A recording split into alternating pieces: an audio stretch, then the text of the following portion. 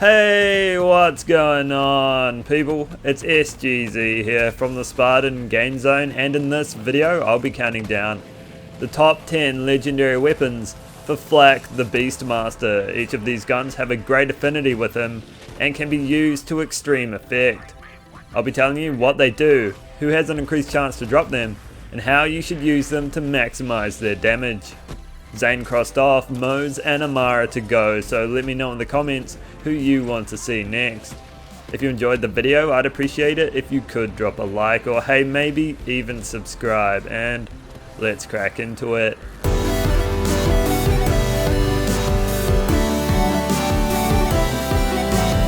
We open this countdown of the top 10 legendary weapons for Reflux the Beastmaster with the Flood, a fully automatic Jacob's pistol that you can obtain the fastest from Lagromar, who is locked behind the quest Demon in the Dark, and you fight him around here in Conrad's Hold. The Flood is one of the only Jacob's guns that is happy to give your finger a rest. It fires at an incredible 11 plus rounds a second, dealing great damage and with a good magazine size. Bullets flow from its barrel like water from a broken dam, drowning your enemies in a hail of fury. Its recoil is quite fierce, but on flag, aiming isn't as important, with the extra chance for criticals, and you can land them at an incredible speed. It sounds amazing, and the silence is only broken in that short time it takes to reload. With it at your disposal, you'll have no problem blitzing through opponents, or teaching their boss who's boss.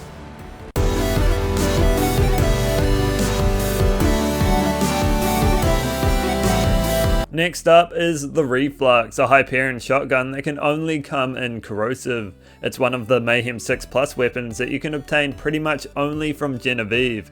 You fight way out here in Voracious Canopy. Flak takes the Reflux to heights that no other Vault Hunter can, thanks to its damage pattern. That pattern involves connecting nearby enemies with deadly acid ties each time you hit one. The more enemies caught holding hands, the more damage it deals.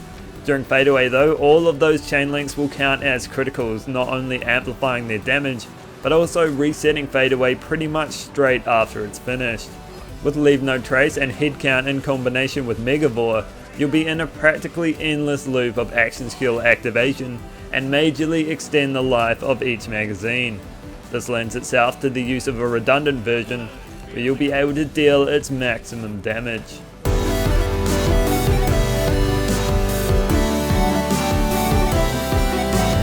Now to the Plague Bearer or Backburner, both are peak elemental launchers. The Plague Bearer can be obtained the fastest by defeating the Warden. You fight around here in the Anvil, and the Backburner drops from the Agonizer 9000 at the end of the Guts of Carnivora. The Plague Bearer and Backburner can be used in tandem to have the best on the mobbing front and bossing front respectively. The Plague Bearer must be charged before firing, and fires a single orb accompanied by spiraling rockets. These rockets not only seek out enemies during flight, but summon a swarm of them when the orbs land, which will envelop the surrounding area. With Megavore and Fadeaway, Flak can enhance their damage by turning them into crits, and a single shot from the Plague Bearer will carve a clear path through a densely packed area. The Backburner on the other hand doesn't have a charge time, and is great for taking out bosses, as its damage is concentrated over a smaller space.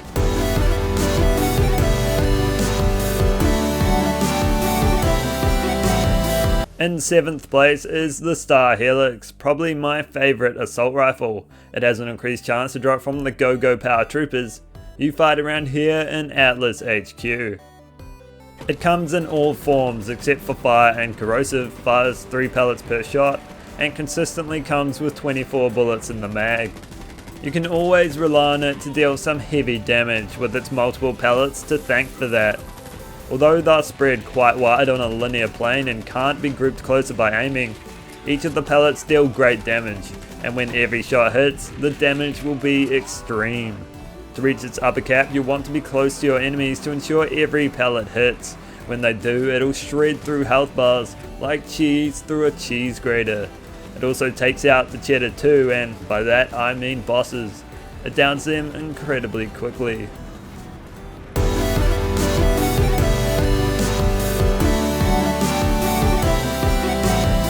The Flipper finds itself in 6th place, a peak SMG exclusive to DLC 3 that has an increased chance to drop from Minosaur. You fight around here in Bloodsun Canyon. The Flipper is made by Maliwan and therefore must be charged before firing, and comes in 2 elements that you can switch between.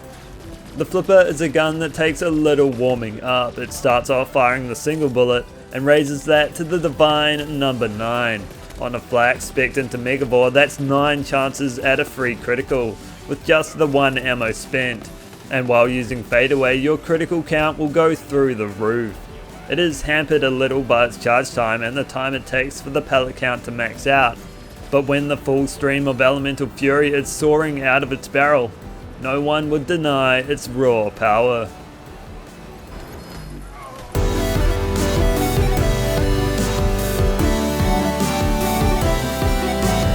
Halfway through now, and it's the Maggie, a steadfast Jacob's pistol that has an increased chance to drop from Turkey Tim. You fight around here in Floodmore Basin. The Maggie is dependable, reliable, and deadly. It's a legendary masher, a shotgun pistol that packs a mighty punch.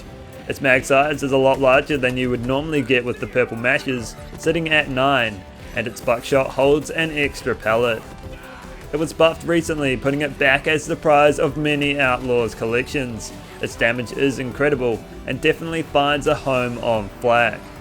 With the Jacob's trait of ricocheting bullets and its multiple pellets, comes a deadly weapon that'll blow apart not just the enemy you're shooting at, but anyone standing nearby. It can always be counted on to dish out some heavy damage, or put a halt to any boss's monologue.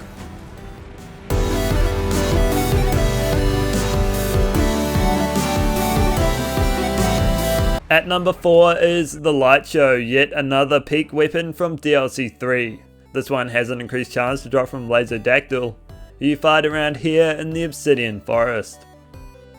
The Light Show is Vladoff crafted, firing 4 pellets at a high rate of fire, with a decent mag size, and it can come in all of the elements, including kinetic. It's a finely tuned machine pistol, ticking the boxes all round. The multiple pellets and speed at which they penetrate your enemies ensures high damage, and with the right skills equipped, will help extend the life of each magazine and improve your action skill cooldown. You simply can't go wrong with it. It's the quintessential all-rounder, mastered in every aspect, taking on all opposition with poise and precision.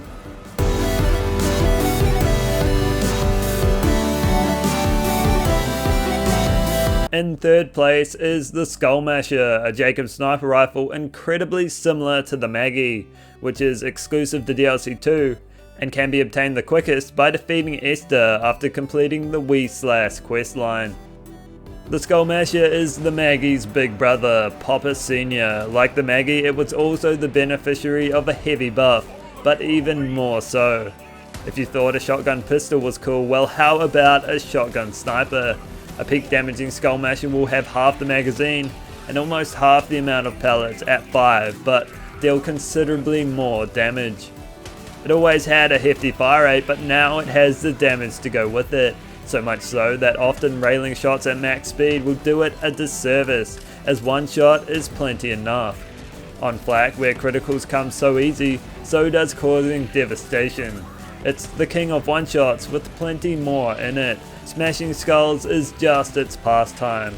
You want one with the dastardly prefix to maximize the damage per critical hit, and a U-Rad anointment to send that damage into the stratosphere, along with anyone foolish enough to stand in your way.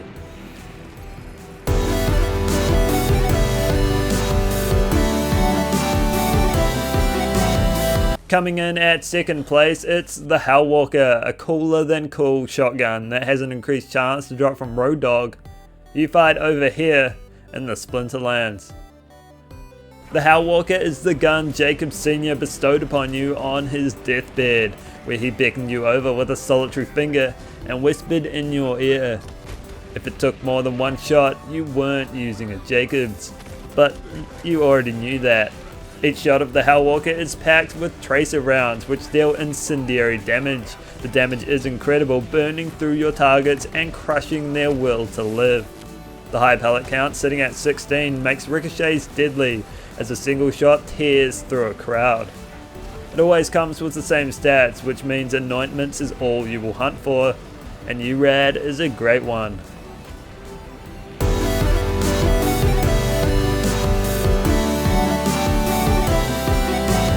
Before we lift the veil behind number 1, let's cover some honourable mentions, the first one being the Robin's Call, a Jacob's shotgun found in DLC 3 that you can obtain the quickest by defeating Garridan Locke, who you fight around here in Ashfall Peaks. The Robin's Call, like all call guns, returns bullets to the magazine on critical hits, and because Flak can hit criticals like no one else, you'll never have to reload. It doesn't hurt that its damage is high too, with that damage closely linked to its pellet count. It ranges from high single digits all the way up to 18, and the higher the better. It's great to pull out if you want to feel what it's like to be aided by infinity, and it's not too shabby on the bossing front either. The last honourable mention I have for you is the Clairvoyance, another gun made by Jacobs, but this one is an assault rifle. It's exclusive to DLC 2 and can only be dropped by Critchy. You fight around here in Curse Haven. The Clairvoyance is a unique Jacobs gun, both in the wide range of forms it can come in and with its damage pattern.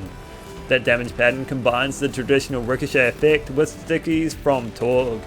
Each time you land a critical, a bomb will stick to your target, land consecutive criticals, and they will explode in unison, dealing heavy damage and ricocheting a handful of bullets to nearby enemies.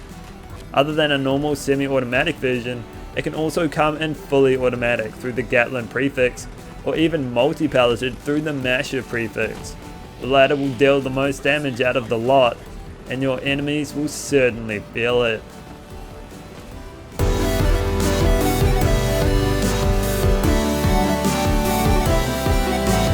What's that? We're here, number 1, numero uno, top dog. It's the one that rules all.